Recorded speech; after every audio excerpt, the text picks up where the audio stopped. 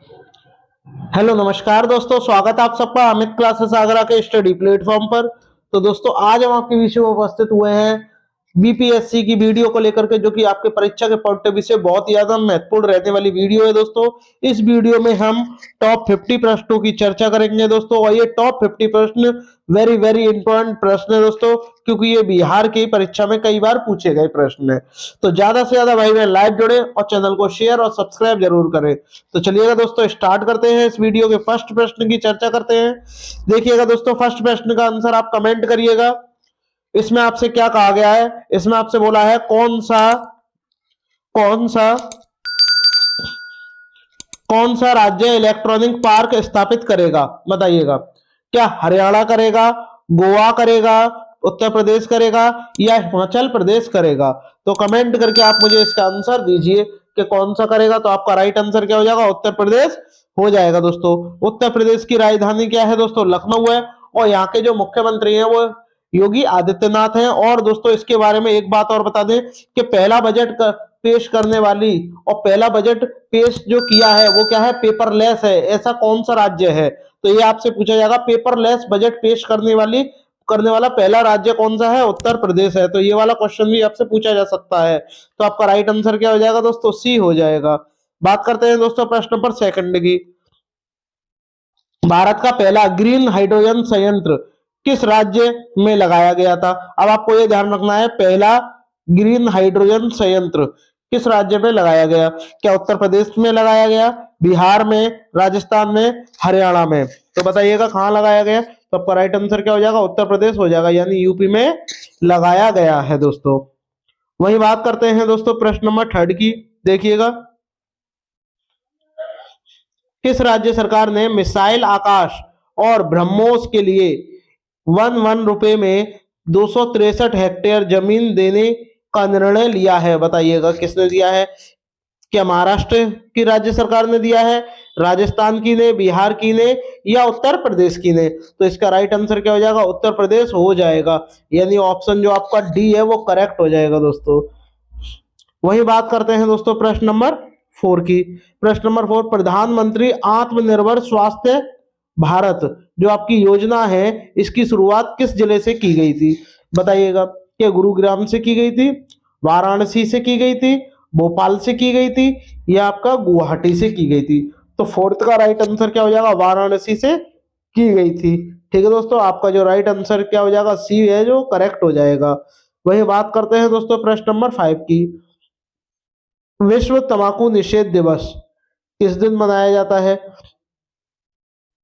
10 जनवरी, 12 मार्च, 31 मई या 20 जुलाई? तो आपका राइट आंसर क्या हो जाएगा? 5 का सी हो जाएगा। 31 मई को मनाते हैं। अब आपको बताना है कि विश्व श्रम दिवस जो है, विश्व श्रम दिवस कब मनाते हैं, ये आप कमेंट करके मुझे बताइएगा। ठीक है दोस्तों, बात करते हैं दोस्तों प्रश्न नंबर 6 की। आईपीएल में अब कितनी टीमें हो गई हैं? कमेंट करके मुझे बताइएगा कि आईपीएल में अब कितनी टीमें हो गई हैं। 10, 14, 12 या 16? तो आपका राइट आंसर क्या हो जाएगा? ए हो जाएगा। कितनी हो गई है? 10 हो गई है। श्रम दिवस जो है आपका 1 मई को मनाया जाता है दोस्तों। श्रम दिवस जो आपका 1 मई को मनाया जाता है। बात करते हैं प्रश्न नंबर 7 की। निर्वाचन आयोग द्वारा चुनावी गतिविधियों को आसान करने के लिए किस नाम से मोबाइल ऐप विकसित किया है? बताइएगा। ऑप्शन है टाइगर, इंडियन, गरुड़ या लेपर्ड? कमेंट करके मुझे बताइएगा कि 7 का राइट आंसर क्या हो जाएगा। तो आपका क्या हो जाएगा राइट आंसर? बी हो जाएगा। ये वाला मोस्ट इंपॉर्टेंट प्रश्न है दोस्तों। वही बात करते हैं दोस्तों प्रश्न नंबर 8 की। किस देश के शोधकर्ताओं ने 2022 में पहली बार चंद्रमा पर खोजबीन के लिए नैनो रोबोट विकसित किया है? बताइएगा। क्या भारत ने किया है, चीन ने किया है, अमेरिका ने किया है या मैक्सिको ने किया है? तो आपका राइट आंसर क्या हो जाएगा? मैक्सिको ने किया है। तो आपका ऑप्शन जो डी है वो करेक्ट हो जाएगा दोस्तों। प्रश्न नंबर 9, हाल ही में किस देश ने यूक्रेन पर हमला कब किया है? बताइए। यूक्रेन पर हमला अभी अभी किसने किया है? बताइएगा कमेंट करके। 9 वाले का आंसर सबको पता है, रूस ने किया था। तो आपका ऑप्शन जो आपका ए है वो करेक्ट हो जाएगा। बात करते हैं दोस्तों नेक्स्ट प्रश्न की। प्रश्न नंबर 10, इसमें आपसे बोला है नागरिक हवाई क्षेत्र में ड्रोन की अनुमति देने वाला पहला देश कौन सा बना, बताइएगा। ड्रोन की अनुमति देने के लिए अमेरिका, इजराइल, भारत या रूस, बताइएगा। तो आपका राइट आंसर क्या हो जाएगा, इजराइल बना है। प्रश्न नंबर 11, कौन सा हड़प्पाई स्थल हरियाणा में स्थित है, बताइए। हड़प्पा का स्थल है और वो आपका कहाँ स्थित है, हरियाणा में स्थित है। तो बताइएगा 11 का क्या होगा और वो आपका कौन सा होगा, कमेंट करके मुझे बताइएगा। देखिए पहली बात मैं आपको बता दूं, जो धौलावीरा है ये आपका गुजरात में है, धौलावीरा गुजरात में है। और कालीबंगन की बात करते हैं दोस्तों, ये आपका राजस्थान में है। तो ये दो तो होंगे नहीं। वही बात करते हैं दोस्तों आलमगीरपुर, ये आपका कहाँ है दोस्तों, यूपी में है। तो आपका एक ही रह गया, कौन सा, राखीगढ़ी, ये आपका कहाँ है दोस्तों, हरियाणा में है। ठीक है, हरियाणा में है। तो आपका राखीगढ़ी कहाँ है, आपका हरियाणा में है। धौलावीरा गुजरात में है और कालीबंगन राजस्थान में है और आलमगीरपुर आपका उत्तर प्रदेश में है। तो ये भी आपको ध्यान में रखना है दोस्तों। प्रश्न नंबर 12, तो इसमें आपसे क्या कहा गया, दिल्ली के हौज खास क्षेत्र में चोर मीनार द्वारा बनवाई गई थी। बताओ चोर मीनार द्वारा क्या बनवाई गई थी, चोर मीनार द्वारा बनवाई गई थी मतलब किसके द्वारा बनवाई गई थी, तो बताइएगा। अलाउद्दीन खिलजी के द्वारा, औरंगजेब द्वारा, फिरोज शाह तुगलक द्वारा बनवाई गई थी या अकबर द्वारा बनवाई गई थी। देखिए चार मीनार अलग होता है, ये चोर मीनार है ये अलग है। ठीक है दोस्तों, तो ये किसके द्वारा बनवाई गई थी, अलाउद्दीन खिलजी के द्वारा बनवाई गई थी। तो आपका राइट आंसर क्या हो जाएगा, ए हो जाएगा। वही बात करते हैं दोस्तों प्रश्न नंबर 13 की। निम्नलिखित में से किस शासक ने भूमि मापन की व्यवस्था प्रारंभ की थी, भूमि मापन की व्यवस्था जो है वो किसने प्रारंभ की थी, शाहजहां ने की थी, अकबर ने की थी, बहादुर शाह ने की थी या शेरशाह सूरी ने की थी। दोस्तों शेरशाह सूरी ने ही जीटी रोड का निर्माण करवाया था, जिसे ग्रांड ट्रक रोड कहते हैं। ठीक है दोस्तों, तो आपका राइट आंसर क्या हो जाएगा, डी हो जाएगा दोस्तों। वही बात करते हैं प्रश्न नंबर 14 की। हल्दी घाटी का युद्ध 1576 में किसके बीच हुआ था। हल्दी घाटी का युद्ध जो है वो 1576 ईस्वी में हुआ था। बट ये किस दिन हुआ था ये भी आपको कमेंट करके बताना है और किस किस के बीच हुआ था।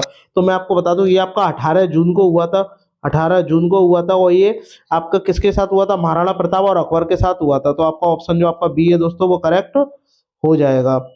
बात करते हैं दोस्तों प्रश्न नंबर 15 की। बताइएगा अवध के किस नवाब ने लखनऊ में बड़ा इमाम बाड़ा बनवाया था। बताइएगा वो अवध के क्या थे, नवाब थे, और उन्होंने लखनऊ में जो इमाम बाड़ा बनवाया है वो किसने बनवाया था, ये आपको कमेंट करके मुझे बताना है। तो कमेंट करके मुझे बताइएगा कि आपका जो इमाम बाड़ा है वो किसने बनवाया। असफ उद दौला ने बनवाया था। तो आपका राइट आंसर क्या हो जाएगा दोस्तों, ए हो जाएगा।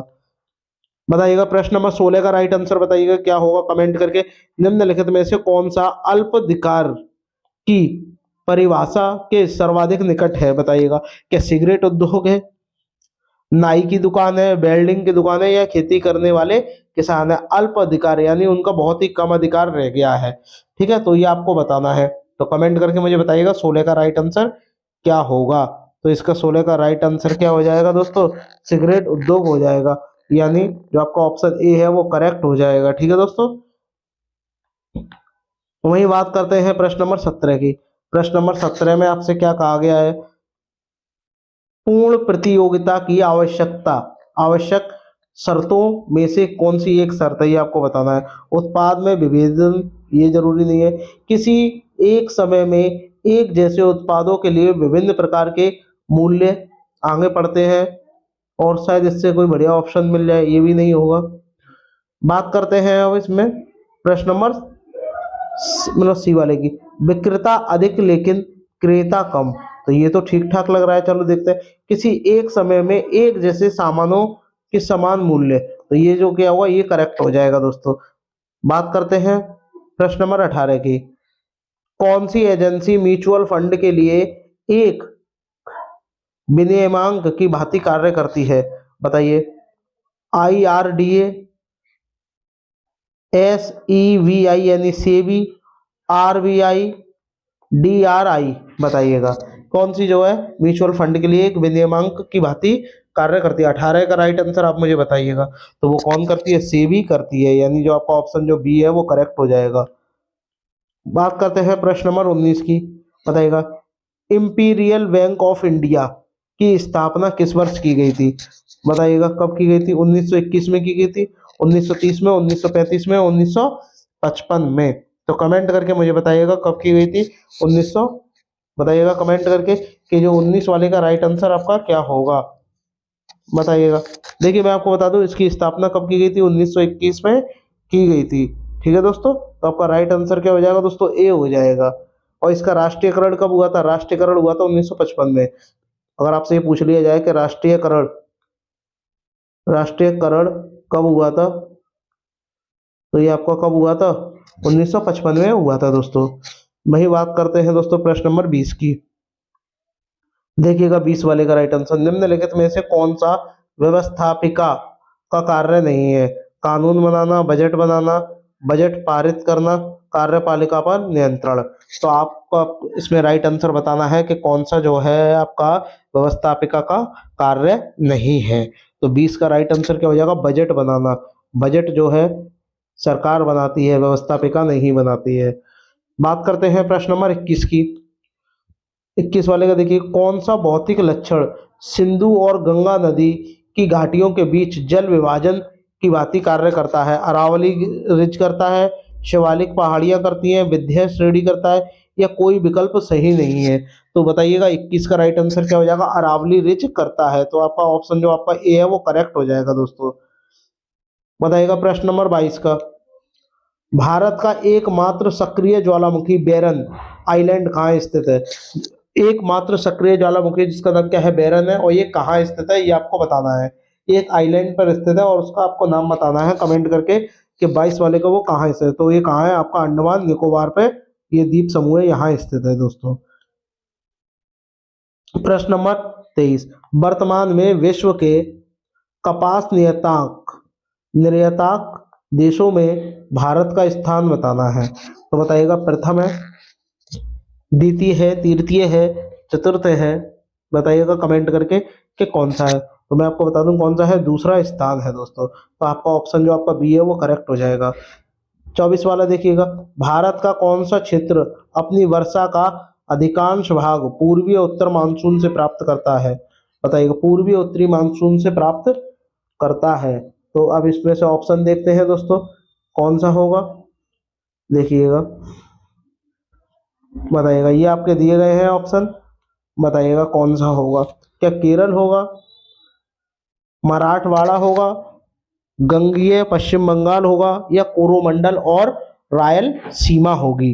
तो बताइएगा 24 वाले का राइट आंसर क्या हो जाएगा? वो क्या हो जाएगा? कोरोमंडल हो जाएगा। यानी जो आपका ऑप्शन जो आपका डी है वो करेक्ट हो जाएगा। बताइएगा नेक्स्ट 25 वाला, डैश डैश डैश स्टेट जावा द्वीप समूह पूर्व और सुमात्रा को अलग करता है? क्या सुंडा करता है, कुक करता है, यूकाटन करता है, या मलक्का करता है? तो 25 वाले का राइट आंसर बताइएगा क्या हो जाएगा? सुंडा हो जाएगा। जो आपका ऑप्शन ए है वो करेक्ट हो जाएगा दोस्तों। बात करते हैं प्रश्न नंबर 26 की। जब एक गतिशील पिंड की गति दोगुनी हो जाती है तो उसकी गतिज ऊर्जा का में क्या परिवर्तन होता है? यानी कोई गतिशील पिंड है, मान लो वो एक्स की स्पीड से जा रहा है और उसकी जो स्पीड है वो कितनी हो जाए? दोगुनी हो जाए। तो उसकी जो गतिज ऊर्जा होगी वो कितनी होगी ये आपको बताना है। तो गतिज अगर स्पीड दोगुनी होगी तो उसकी गतिज ऊर्जा चार गुनी हो जाएगी, यानी डबल हो जाती है। तो आपको ये पता होना चाहिए कि इसकी कितनी हो जाएगी? चार गुनी हो जाएगी। तो इसका राइट आंसर क्या हो जाएगा? बी हो जाएगा। अब कैसे हो जाएगा? आपने एक फॉर्मूला पढ़ा होगा कि गतिज ऊर्जा का क्या होता है, यानी काइनेटिक एनर्जी का फॉर्मूला क्या होता है? 1/2 mv² होता है। अब जो स्पीड है वो कितनी है, गति कितनी है? v है। अब v की जगह मैं क्या रख दूं? 2v रख दूं, दो गुनी कर दूं 2v। तो जब 2v रख दूंगा तो मेरा यहाँ क्या हो जाएगा? 1/2 m। और क्या हो जाएगा जब इसका स्क्वायर करेंगे तो 4 आ जाएगा, यहाँ 4v²। तो 4 आ गया ना आगे, तो 4 गुना हो गई। तो इसलिए क्या हो जाएगा? जो आपका ऑप्शन जो आपका बी है वो करेक्ट हो जाएगा। बात करते हैं, अगर 3 रखेंगे तो 9 गुना हो जाएगी। निम्नलिखित में से किसकी विशिष्ट ऊष्मा धारिता सबसे अधिक है? बताइएगा, ऊष्मा धारिता किसकी सबसे अधिक है? तो कमेंट करके मुझे बताइएगा, क्या जल की अधिक है, लोहे का टुकड़ा, सोने का टुकड़ा या क्लोरोफॉर्म। तो मैं आपको बता दूं, जल की जो ऊष्मा धारिता सबसे ज्यादा अधिक होती है। बात करते हैं प्रश्न नंबर 28 की। 28 का बताइएगा, तापमान को किसी विशिष्ट डिग्री में व्यवस्थित करने के लिए प्रयुक्त होने वाला उपकरण डैश क्या कहलाता है। तापमान को विशिष्ट डिग्री तक व्यवस्थित करने वाला एक उपकरण होता है, उसका क्या नाम है, आप सभी जानते हैं, आप सभी ने यूज भी किया होगा। वो क्या होता है, थर्मोस्टेट होता है। तो आपका क्या हो जाएगा, ऑप्शन जो आपका ए है वो करेक्ट हो जाएगा दोस्तों।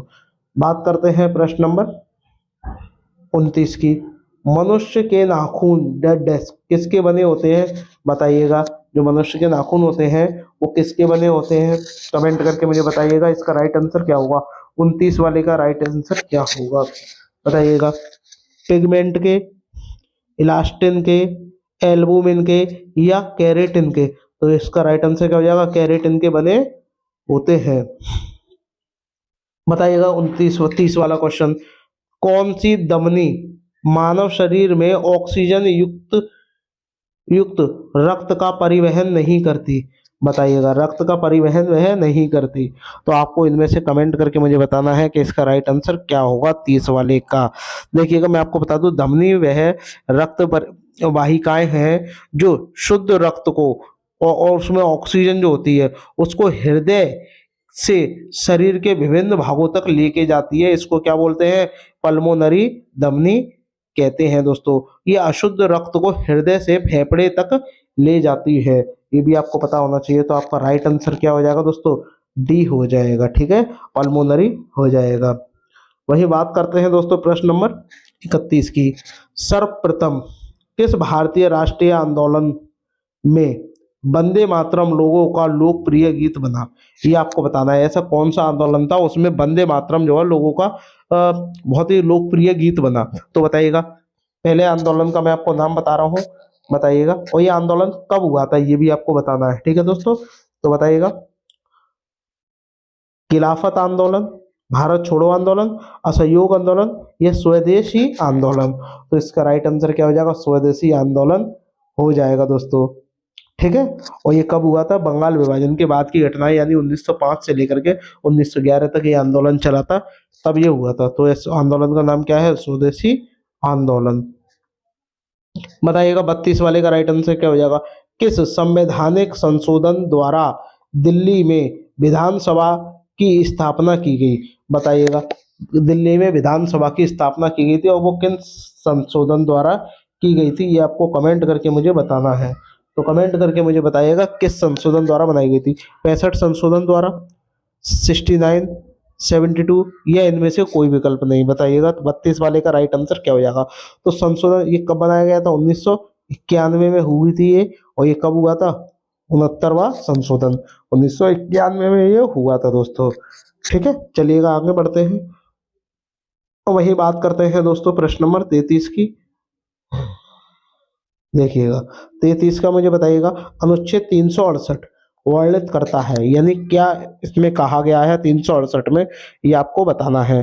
तो बताइएगा इसका राइट आंसर क्या होगा। आपातकाल की घोषणा, विशेष परिस्थितियों में मौलिक अधिकार का स्थगन, न्यायपालिका द्वारा रिट जारी करने की शक्ति, संविधान संशोधन की संसद को शक्ति है। तो आपका राइट आंसर क्या हो जाएगा, डी हो जाएगा। इसका जो डी वाला है वो करेक्ट हो जाएगा।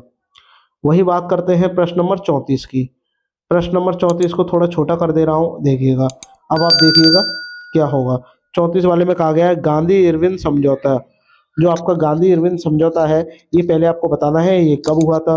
तो मैं आपको बता दूं ये कब हुआ था, 5 मार्च 1931 को हुआ था गांधी इरविन समझौता, ये आपको ध्यान में रखना है। अब आगे देखते हैं कि इनमें से कौन सा करेक्ट होगा। समझौते में निम्नलिखित में से कौन सी एक शर्त नहीं थी, तो अब आपको ये बताना है कि इनमें से कौन सी एक शर्त नहीं थी। नमक टैक्स हटाना, कानून तौर पर उत्पाद, व्यापार और बिक्री करने की अनुमति देना, बताइएगा ये था। तो आप बोलोगे ये बिल्कुल नहीं थी शर्त, ठीक है, ये शर्त नहीं थी। खादी उत्पादन पर टैक्स हटाना, ये करेक्ट था। आगे बढ़ते हैं, भारतीय राष्ट्रीय कांग्रेस द्वारा गोलमेज सम्मेलन में भाग लेना, जरूरी नहीं था। भारतीय राष्ट्रीय कांग्रेस को सविनय अवज्ञा आंदोलन से रोकना, ये भी नहीं था। तो आपका राइट आंसर क्या हो जाएगा दोस्तों, जो बी है वो करेक्ट हो जाएगा दोस्तों। चलिएगा आगे बढ़ते हैं, बात करते हैं प्रश्न नंबर 35 की।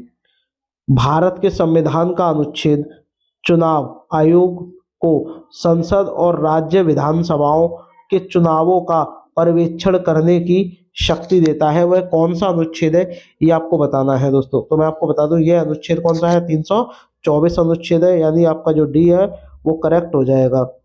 बात करते हैं प्रश्न नंबर 36 की। डैश, यहाँ देखते हैं क्या आएगा।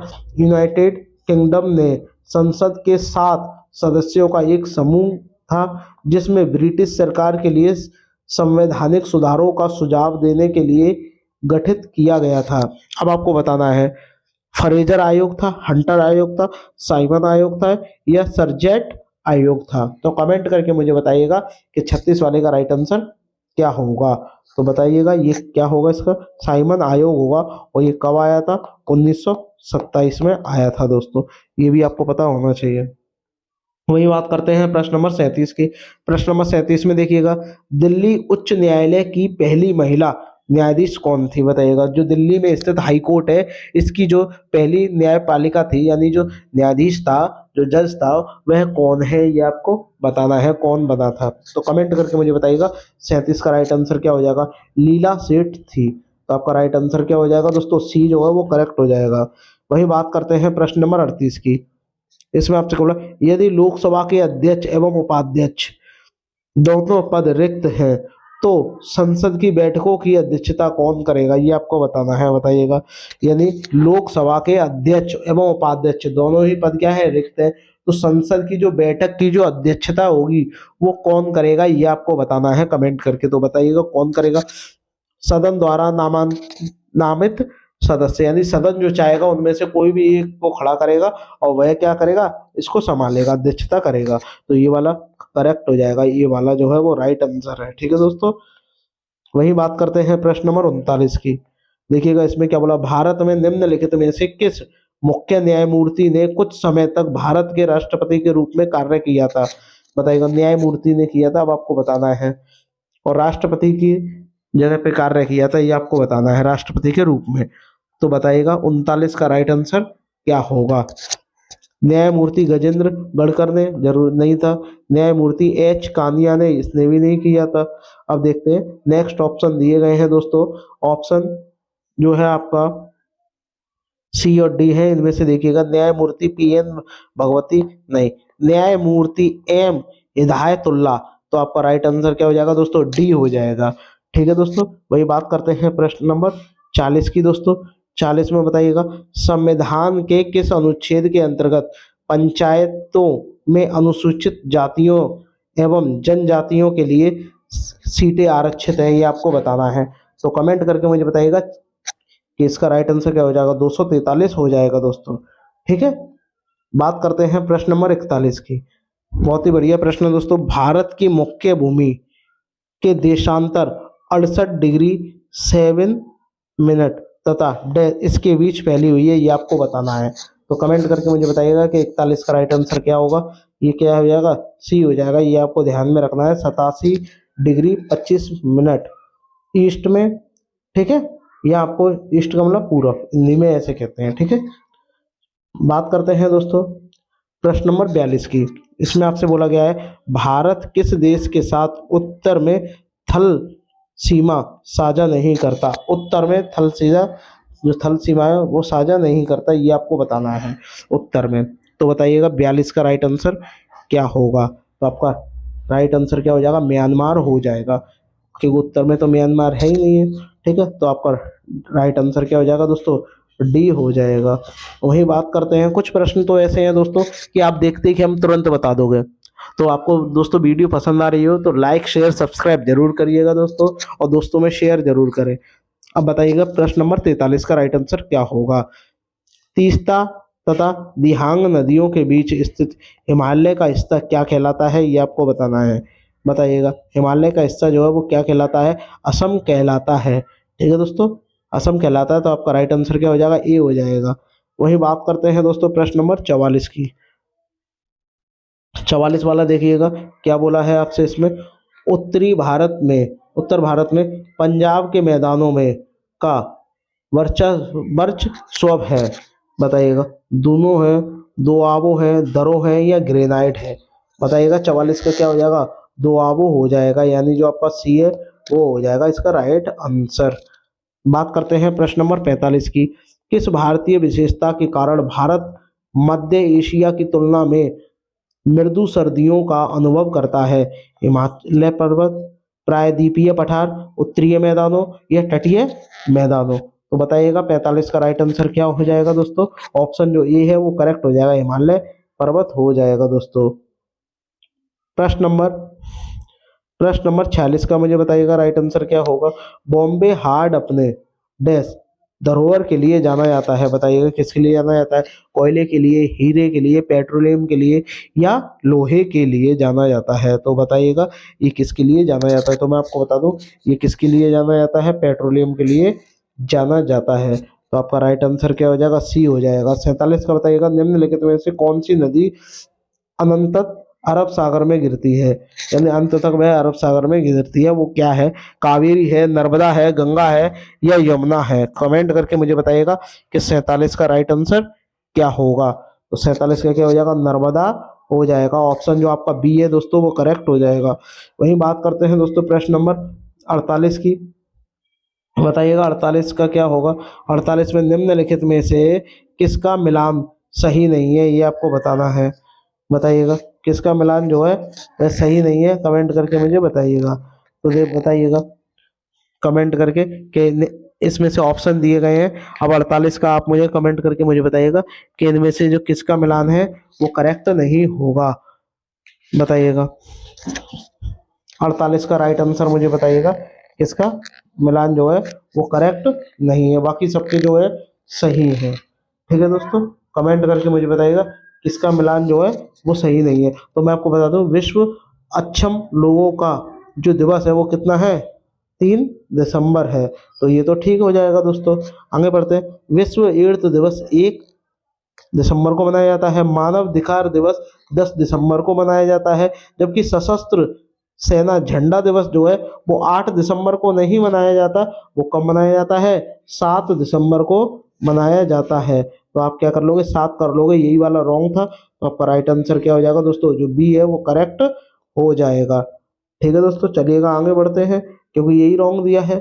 बात करते हैं 49 वाले प्रश्न की। औपनिवेशिक भारत में आर्य समाज स्थापित करने वाले निम्नलिखित में से कौन थे। बताइएगा इनमें से किसने आर्य समाज की स्थापना की थी। सभी जानते हैं, करेक्ट करके मुझे बताइएगा राइट आंसर क्या होगा। सभी जानते हैं, ऑप्शन जो आपका ये स्वामी दयानंद ने की थी। बात आइएगा प्रश्न नंबर 50 का। पुस्तक कथा सरिता सागर किसने लिखी है। बताइएगा सोमेश्वर थर्ड ने की है, कल्हड़ ने की है, पृथ्वीराज चौहान ने लिखी है या सोमदेव ने लिखी है। तो मैं आपको बता दूं पुस्तक कथा सरिता जो सागर है ये आपके सोमदेव ने लिखी है। तो आपका राइट आंसर क्या हो जाएगा, डी हो जाएगा। आई होप आपको वीडियो पसंद आई होगी। अगर पसंद आई हो तो लाइक शेयर सब्सक्राइब जरूर करिएगा, सभी दोस्तों में शेयर जरूर करिएगा दोस्तों। मिलते हैं नेक्स्ट वीडियो में, तब तक के लिए धन्यवाद।